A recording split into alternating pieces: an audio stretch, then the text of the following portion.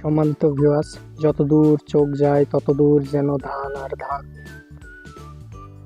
এবছরে আল্লাহর অশেষ রহমতে ধানের ফলন কিন্তু খুবই ভালো।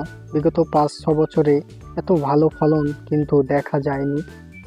মূলত একজন কৃষকের অক্লান্ত পরিশ্রমের ফলেই কিন্তু ধানটি এই পর্যায়ে আসে। আর মাত্র 10 থেকে 12 দিন পরেই এই ধানটি কাটা পড়বে এবং মাঠের সব ধানই প্রায় কাটার হিড়িক লেগে যাবে।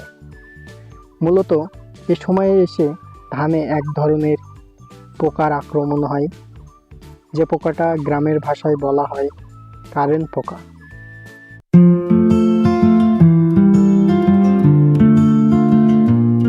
তবে যদি দেখেন আপনার ধানে এই ধরনের কোনো পোকা আছে, তবে দ্রুতই এর প্রতি পদক্ষেপ নিতে হবে।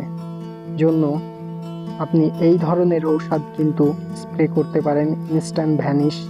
এটা কিন্তু খুবই দ্রুত কাজ করবে এবং এই ঔষধগুলো মূলত আপনি যে কোনো দোকান থেকে পেয়ে যাবেন এবং